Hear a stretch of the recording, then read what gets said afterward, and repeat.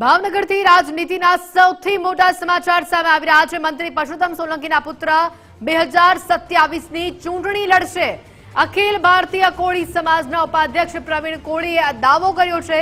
દિવ્યેશ સોલંકી 2027ની વિધાનસભાની ચૂંટણી લડશે।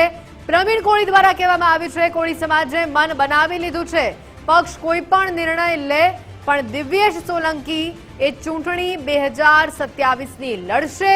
દિવ્યેશ સોલંકી સમાજની હાંક પડે ત્યાં દોડે છે તેવી વાત પણ પ્રવીણ કોળી કરી રહ્યા છે। સાથે જ દિવ્યેશ સોલંકીને દિલ્હીમાં અધિવેશન કરવાની જરૂર નથી।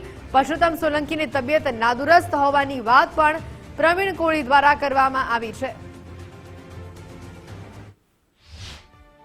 આગામી 2027ની ચૂંટણીને લઈને કોળી સમાજ જે છે તે નવા જૂની કરવાના જે એંધાણ છે તે એંધાણ જોવા મળી રહ્યા છે। આપણી સાથે રાષ્ટ્રીય ઉપાધ્યક્ષ કોળી સેના જે છે તેના રાષ્ટ્રીય ઉપાધ્યક્ષ પ્રવીણભાઈ જોડાયા છે આપણી સાથે। એમની સાથે સીધો સંવાદ કરશું। પ્રવીણભાઈ, દિવ્યેશ સોલંકીનો જન્મદિવસ છે, શું કહેશો? અને ખાસ કરીને 2027ની ચૂંટણીને લઈને શું નવા જૂની થવાની છે, શું કહેશો? પહેલા તો દિવ્યેશભાઈનો જન્મદિવસ છે કાલની તારીખમાં, એટલે તો એમને પહેલા આપના દ્વારા શુભકામના આપું છું જન્મદિવસની। સાથે સાથે જે એનો લગાવ છે સમાજ પ્રત્યે અને સમાજને એના પ્રત્યે, જે શિક્ષણની દિશામાં આખો સમાજને લઈ જવાના જે એમના પ્રયત્નો છે, આજે જ તે લાઇબ્રેરીને લઈ અને જે આયોજન કરવામાં આવ્યો છે નોખી નોખી જગ્યામાં ગર્લ્સ હોય જેન્ટ્સ હોય એ તમામ આખી લાઇબ્રેરીનો ખર્ચો પોતાના સ્વતંત્ર ખર્ચે કરી રહ્યો છે, એટલે એક સારી દિશા સમાજને બતાવી રહ્યો છે। સાથે સાથે સમાજની એવી અપેક્ષા છે કે આવતી 27માં દિવ્યેશભાઈ લડે અને ધારાસભ્યથી લઈને મંત્રી બને એવી પૂરી સમાજની આશા છે। અને એના માટેનું છે અવારનવાર ભાઈનું છે કહેવામાં આવે છે કોળી સમાજના સમ્રાટ છે, એમ દિવ્યેશભાઈ એ જ રાહ ઉપર ચાલી રહ્યા છે। એટલે દિવ્યેશભાઈ જેવું વ્યક્તિ સમાજમાં જો આવે 27માં આવી ફૂલ મારી તો ઈચ્છા છે, પણ સમાજની પણ લાગણી છે। એના માટે એમને જે ગુજરાતની અંદર જે સમાજની લાગણી છે કોળી અને ઠાકોરની, એટલે એમને કઈ જવાનું નથી, એ જ્યાં નીકળે છે ત્યાં સમાજ ભેગો થાય, એટલા માટે એને દિલ્હીની અંદર જઈને બે અધિવેશન થાય પ્રમુખના દાવા કરવા પડે એવું આયા નથી। એટલે દિવ્યેશભાઈ 100% 27માં ઇલેક્શન લડશે। 27માં ઇલેક્શન લડવાના છે, પરંતુ પરસોત્તમભાઈ જે છે તેની રાહ પર ચાલી રહ્યા છે, આપ કહી રહ્યા છો, તો ભાઈનું સ્ટેન્ડ શું રહેશે? કેમ કે પરસોત્તમભાઈ શું નિવૃત્ત થવા જઈ રહ્યા છે, શું કહેશો?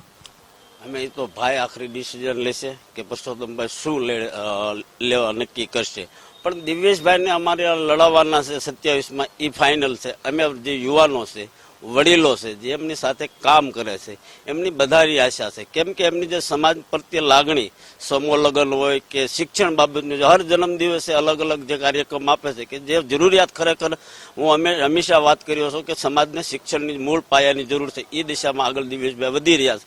એટલે શુભકુમના જન્મદિવસની સાથે અમે અપેક્ષા રાખી છે કે 27માં દિવ્યેશભાઈ 100% લડશે।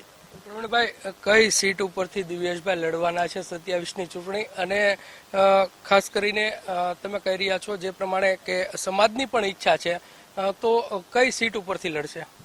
અમે એ તો થોડુંક પાર્ટીના પ્રોટોકોલ મુજબ પણ હોય, કાંઈક ને કાંઈક હજી તો દૂર છે, પણ 27 ફાઇનલ છે, આટલી અમે આશા 100% રાખવી છે, એની ફાઇનલ કરીને રહીશું। કેમ કે લાગણી સમાજની છે, કામ કરવા વાળો યુવા ચહેરો છે, અને એકદમ જેમ સમાજના યુવાનો આરે દિલથી જોડાઈ ગયા હોય આવી આખા સમાજની અંદર લાગણી છે, એટલે એ જેમ દિવસો નજીક આવશે એમ આપને જાણ કરવામાં આવશે।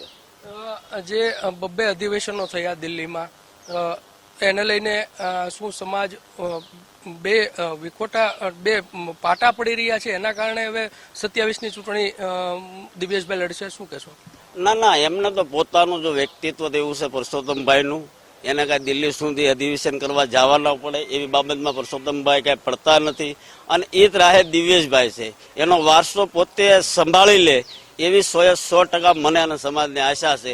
એટલે એને કાંઈ અધિવેશનમાં બે વિભાગમાં પડવાની જરૂર નથી, પોતે સક્ષમ છે અને સમાજ એમની સાથે છે। જી, ચોક્કસથી સમાજ સાથે છે। બીજી તરફ જો વાત કરીએ તો હીરાભાઈ પણ આ અધિવેશનમાં ગયા હતા અને અધિવેશનની જરૂર નથી એવું કહી રહ્યા છો દિવ્યેશભાઈ ને, તો આ બે પાસા કઈ રીતના જુઓ છો?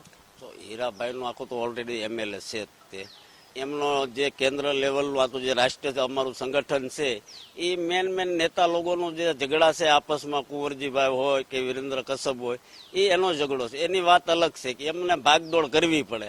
અહીંયા ભાગદોડ કરવાનો પ્રશ્ન નથી.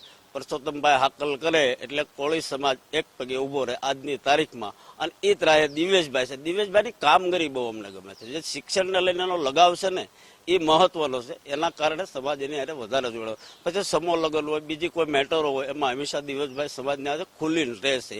એટલે દિવેશભાઈની અમારે જરૂર છે ને 27માં સમાજ ઈચ્છે છે. દિવેશભાઈ નહીં, કોળી સમાજ ઈચ્છે કે દિવેશભાઈ લડવા પડે. જી પ્રવીણભાઈ, છેલ્લો પ્રશ્ન, શું 27ની જે ચૂંટણી છે તે ભાવનગર ગ્રામ્યમાંથી જ લડશે? ભાઈ, શું કહેશો? અમે અત્યારે એ કેવું થોડું મારા માટે યોગ્ય નથી, પણ સમયની રાહ જુઓ, આપને ચોક્કસ જાણકારી મળશે. જી ચોક્કસથી આ હતા પ્રવીણભાઈ, જે કોળી સમાજના આગેવાન છે, અને તે પણ કહી રહ્યા છે કે સમાજ ઈચ્છી રહ્યો છે કે પરસોત્તમભાઈના દીકરા એટલે કે દિવ્યેશ સોલંકી છે તે 2027ની ચૂંટણીમાં ઝંપલાવે તો નવાય નહીં. કેમેરા પર્સન વિજય જાદવની સાથે કુણાલ બારડ, ગુજરાત ફર્સ્ટ, ભાવનગર.